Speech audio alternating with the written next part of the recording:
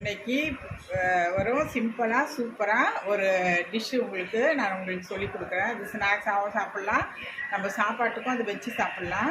Onion pakoda. அது பகோடா கூட என்னென்ன தேவையான பொருள்லாம் நான் என்னென்னு சொல்கிறேன், அது ஃபாலோ பண்ணுங்கள். நீங்கள் வந்து போயிட்டு அந்த பேக்கரியில் தான் வாங்கி சாப்பிடணும்னு அவசியம் கிடையாது. நம்ம வீட்லேயே சும்மா ஹை லெவலாக செம்ம சூப்பராக நல்ல டேஸ்ட்டு நல்லாயிருக்கும். நீங்கள் செஞ்சு சாப்பிட்டு பாருங்கள். அதுக்கப்புறம் செஞ்சு பார்த்துட்டு எனக்கு என்னன்னு கமெண்ட் சொல்லுங்கள்.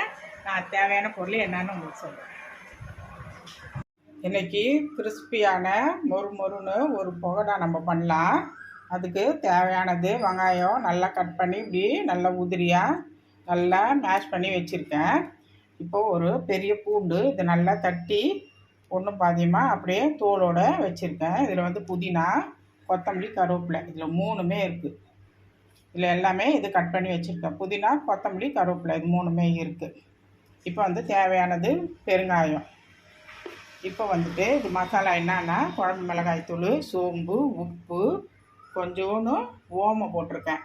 அதுக்கப்புறம் மஞ்சத்தூள். ஓமம் போட்டோம்னா இந்த கேஸு, இந்த நெஞ்சு எரிச்சல் அந்த மாதிரிலாம் இருக்காது, நல்லாயிருக்கும், சூப்பராக இருக்கும். பெருங்காயம் கூட சும்மா கொஞ்சம் போடுறோம் நம்ம ஓமம், அது நல்லாயிருக்கும். இப்போ வந்து இந்த ஒரு கரண்டியில் வந்து அரிசி மாவு வச்சுருக்கேன். இந்த ஒரு கரண்டி இதில் அரிசி மாவு, 2 கரண்டி கடலை மாவு வச்சுருக்கேன். அவ்வளோதான், வேறு எதுவுமே இல்லை. இப்போ நம்ம இந்த வெங்காயத்தில் என்னென்ன போட்டுக்கலாம், பூண்டு போட்டுக்கலாம். அப்புறம் வந்து கொத்தமல்லி, கருவேப்பிலை, புதினா, இது மூணுமே போட்டுக்கலாம். வாசனை நல்லா சூப்பராக இருக்கும், நல்லா டேஸ்ட்டு நல்லாயிருக்கும். இது போட்டாச்சு. இப்போ வந்துட்டு நம்ம மாவு வச்சுருக்கிறோம்ல, அந்த மாவும் போட்டுக்கலாம். நான் இந்த கரண்டி தான் சொன்னேன், இது வந்து சின்ன குழம்பு கரண்டி, இந்த ரசத்துக்கெல்லாம் யூஸ் பண்ணுவேன் அந்த கரண்டி இது. இதில் நீங்கள் எவ்வளோ வேணுமோ அதுக்கேற்ற மாதிரி போட்டுக்கலாம். திரும்ப சொல்கிறேன், மிளகாய்த்தூள், சோம்பு, உப்பு, கொஞ்சம் ஓமம், மஞ்சப்பொடி, அவ்வளோதான். எல்லாமே இதில் போட்டாச்சு. இப்போ போட்டுட்டு இப்போ நம்ம தேவையானது, இப்போ இது பெருங்காயம் இருக்குது, இது பெருங்காயம் கொஞ்சம் போட்டுக்கேன். நல்லாயிருக்கும் பெருங்காயம் நம்ம போட்டோம்னா, நல்லா வாசனை சூப்பராக இருக்கும், நல்லா ஜீரணமாகும். இதில் வந்து நல்லாயிருக்கும். நீங்கள் டால்டா இருந்தால் டால்டா போட்டுக்கோங்க, நெய் இருந்தால் நெய் ஊற்றிக்கோங்க. நான் வந்து இப்போ வந்து எண்ணெய் தான் கொஞ்சம் ஊற்ற போகிறேன். ஏன்னா வந்து நல்லா மொறுன்னு நல்லாயிருக்கும். எப்போவுமே கொஞ்சம் எண்ணெய் ஊற்றி நம்ம தண்ணி எவ்வளோ பதம் இருக்குதோ லேசாக தொளித்து நம்ம பிசைஞ்சு அதுக்கப்புறம் எண்ணெயை காய வச்சு நம்ம போட வேண்டியது தான். இப்போ பகோடாக்கு தேவையான பொருள் எல்லாத்தையும் நான் சொல்லிட்டேன். இப்போ எண்ணெயை காய வச்சுட்டு லேசாக தண்ணி தொளித்து நல்லா அப்படியே உதிராக நம்ம போட்டுக்கலாம். இப்போ பகோடாக்கு இப்போது எண்ணெய் காஞ்சிட்ருக்கு. எண்ணெய் இப்போது தேவையானது ரீஃபைண்ட் ஆயில் ஊற்றிட்டேன். இப்போ நம்ம மாவு இப்போ எல்லாமே போட்டு நம்ம கலந்து எல்லாம் ரெடி பண்ணி வச்சுட்டோம். இப்போ வந்து நம்ம என்ன பண்ணிக்கலாம், லேசாக தண்ணி தொளிச்சு அதை நல்லா பிசைஞ்சு நம்ம எடுத்துக்கலாம். ரொம்ப தண்ணி ஊற்றக்கூடாது, ஏன்னா வெங்காயத்தில் வந்து தண்ணி பதம் இருக்கும். நம்ம லேசாக தேவைக்கு மட்டும் நம்ம போட்டு நம்ம எடுத்துக்கலாம். இப்போ நல்லா நான் பிசைஞ்சு அதுக்கப்புறம் உங்களுக்கு திரும்ப இப்போ காமிக்கிறேன். நான் இப்போ பகோடாக்கு நம்ம மாவு நான் கரெக்டான பதத்துக்கு நல்லா எடுத்து வச்சுட்டேன். இப்போ நம்ம எண்ணெய் நல்லா கொஞ்சம் காஞ்சிச்சு. இப்போ என்ன பண்ணிக்கலாம், நம்ம போட்டுக்கலாம். ரொம்ப தீ போட்டோம்னா மேலே மட்டும் நல்லா வெந்து வந்துடும். அதுக்கப்புறம் என்ன ஆகுன்னா உள்ளே வேகாது, நல்லா மொறுன்னு இருக்காது. இதெல்லாம் ஒரு சிலதெல்லாம் நம்ம ஃபாலோ பண்ணோம்னா நல்லா சூப்பராக கடையிலலாம் விற்பாங்க இல்லையா, அந்த மாதிரி வந்துடும். இதில் நீங்கள் என்ன பண்ணிக்கலாம், முந்திரி கூட முந்திரி போட்டுக்கலாம். அது அவங்கவுங்க விருப்பம், என்ன நம்ம போட்டு பட்ஜெட்க்கு ஏற்ற மாதிரி நம்ம செஞ்சுக்கலாம். இப்போ முந்திரி என்ன வேணும், கொஞ்சம் ரிச்சாக ராயெல்லாம் சாப்பிட்ணுமா, முந்திரி எல்லாம் போட்டு நம்ம செஞ்சு சாப்பிட்டுக்கலாம். சூப்பராக இருக்கும் முந்திரி பகோடா மாதிரி. அவ்வளோதான், இந்த கடாய்க்கு இது போதுமானது. ரொம்பவே போட்டு திணிக்க வேணாம்.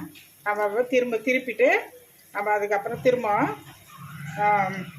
கரண்டியில் போட்டோம்னா அப்படியே என்ன ஆகுனா ஒன்று வேகும் ஒன்று வேகாத ஒரு மாதிரி இருக்கும். இப்போ அது வேகட்டும். அது மிதமான தீயில தான் நம்ம வைக்கணும், ரொம்ப ஹையில் வச்சிடக்கூடாது, ஞாபகத்தில் வச்சுக்கோங்க. பாருங்கள், இந்த கடையில் போட்ட மாதிரியே அந்த ஸ்டைலு, அந்த சூப்பரான அந்த இது வந்துடுச்சு பாருங்கள்.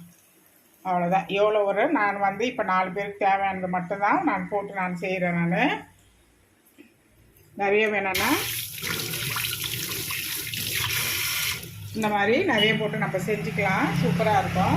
இது போதும். இப்போ தேவைக்கு மட்டும் நீங்கள் மாவு கலந்து வச்சுட்டு கூட தேவைக்கு மட்டும் நம்ம என்ன பண்ணிக்கலாம், அதுக்கப்புறம் போட்டு போட்டு நம்ம எடுத்துக்கலாம். ஃப்ரிட்ஜில் வச்சுட்டு சூப்பராக இருக்கும். பாருங்கள், நல்லா இன்னும் கொஞ்சம் வேகணும். கொஞ்சம் மெத்துன்னு இருக்குது, வேகட்டும். அது பகடா நல்லா சூப்பராக நல்லா செவந்து செம்மையாக அழகாக வந்துடுச்சு. இப்போ நம்ம எடுக்கிற பதத்துக்கு சூப்பராக வந்துடுச்சு. இப்போ வந்து நம்ம எடுத்துக்கலாம். இப்போது ரொம்ப செவந்து வந்ததுன்னா ஆறினோன்னா என்ன ஆகுன்னா இன்னும் கொஞ்சம் டார்க் ஆகிடும். ஆறிடுச்சுன்னா அப்படியே டார்க் ஆகிடும். அதனால் வந்து இந்த பதமே போதும், நம்ம எடுத்துக்கலாம். இங்கே ஒரு பேப்பர் போட்டு வச்சுருக்கேன். நம்ம என்ன பண்ணிக்கலாம், இதில் போட்டோம்னா அதில் எண்ணெய்லாம் கொஞ்சம் அதில் இருந்துடும். அதுக்கப்புறம் நம்ம ஒரு பாக்ஸில் அதில் போட்டு நம்ம பேக் பண்ணிட்டோம்னா இப்போது சாயந்தரம் வரைக்கும் நம்ம ஸ்நாக்ஸு கூட நம்ம வச்சு சாப்பிட்டுக்கலாம். இப்போ நான் வந்து மதியானத்துக்கு இப்போ நான் செஞ்சிட்ருக்கிறேன். இதை அவ்வளோதான். இது நல்லா என்ன ஆகும்னா கொஞ்சம் ஆறிச்சுன்னா இன்னும் மொறுன்னு சூப்பராக நல்லா டேஸ்ட்டு நல்லா ஆகிடும்.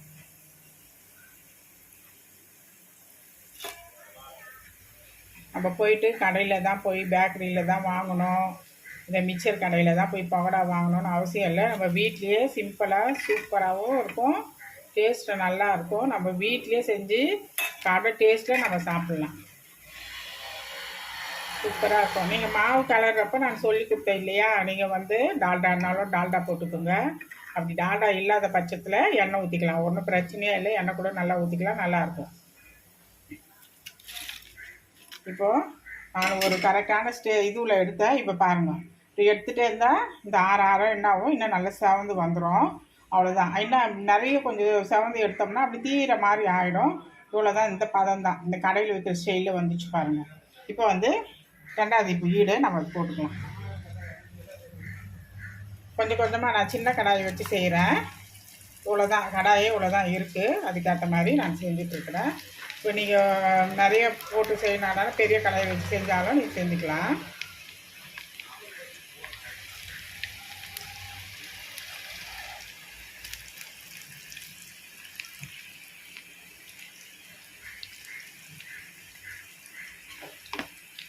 அதான் இது போதும். இப்போ இன்னொரு ஈடு போட்டு எடுத்துக்கலாம்.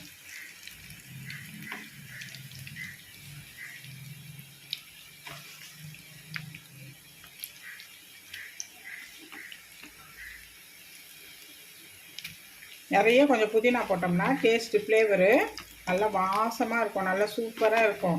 இதெல்லாம் தான் இந்த கடைகளில் செய்வாங்க. நம்ம வெறும் வெங்காயம் கொத்தமல்லி கருவேப்பிலை போடுவோம். நீங்கள் அந்த மாதிரி போடாதீங்க, புதினா கொஞ்சம் சேர்த்து போடுங்க. டேஸ்ட்டு வேறு லெவலில் இருக்கும், நல்ல மணமாகவும் இருக்கும். புதினா எல்லாம் ஸ்மெல்லு நல்லா சூப்பராக இருக்கும். இப்போ அது ரெண்டாவது ஈடு போட்டுட்டேன், கை வாஷ் பண்ணிக்கிறேன்.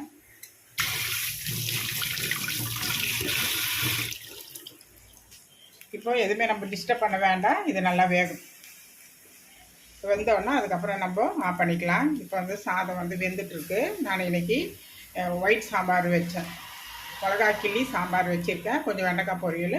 இன்றைக்கி வந்து பகோடா, அவ்வளோதான். இப்போ ரெண்டாவது ஈடும் போட்டுட்டேன், அதுவும் நல்லா சூப்பராக நல்லா வெந்துடுச்சு. இப்போ நம்ம எடுத்துக்கலாம். இப்போ அவ்வளோதான், சூப்பரான இன்றைக்கி பகோடா இப்போ ரெடி ஆயிடுச்சு.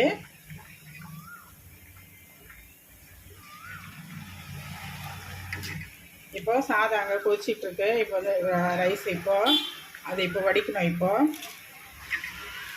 இன்றைக்கி சமையல் வந்து மிளகா கிள்ளி சாம்பார், வெண்டைக்காய் பொரியல்,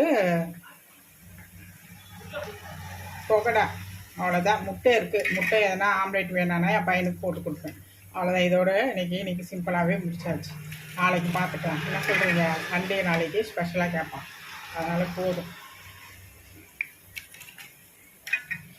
ரொம்ப வெயில்னால ரொம்ப வந்து நான்வெஜ் சாப்பிடக்கூடாது. ஒரு சிலதெல்லாம் நம்ம இப்படியெல்லாம் கொஞ்சம் செஞ்சு சாப்பிட்டுக்கணும். நல்லா தயிர், மோர், இந்த மாதிரி நிறைய தண்ணி குடிக்கணும். வெயில் ஏன்னா இந்த வருஷம் ரொம்ப அதிகமாக இருக்குதுன்னு சொல்கிறாங்க. அதுக்கேற்ற மாதிரி நம்ம உடம்பை வந்து நல்லா கூல் பண்ணி வச்சுக்கணும். எது கூல் உடம்பு எப்படி கூல் ஆகுதோ அதுக்கு மேலே நம்ம அந்த மாதிரி சாப்பிட்ணும்.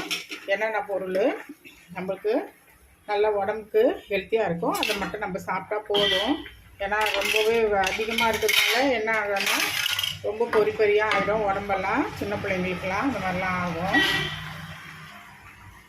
இப்போ வந்து இப்போ ரெடி ஆகிடுச்சு. இப்போ பகோடா இப்போ வந்து சாம்பார் வச்சுருக்கேன். இப்போ மிளகாக்கிளி சாம்பார் இருக்குது. தேவையானது 2 பேருக்கு வெண்டைக்காய் பொரியல் இருக்குது. பொகடா வெள்ளை சாதம். அவ்வளோதான் இன்றைக்கி டுடே சமையல். இன்றைக்கி இதுதான் இன்றைக்கி. வீட்டில் செஞ்சு பாருங்கள். செஞ்சு பார்த்துட்டு மறக்காத சப்ஸ்கிரைப் பண்ணுங்கள். வீடியோ பார்த்துட்டு விட்டுறாதீங்க. சுவையான டேஸ்டான செம்ம. நம்ம ஹோட்டலில் வாங்க, எந்த ஒரு கடையிலையும் போயிட்டு நம்ம வாங்க வேண்டியது கிடையாது. நம்ம இப்படியே நம்ம வீட்டில் செஞ்சு சாப்பிட்டோம்னா நல்லாயிருக்கும். பாய்.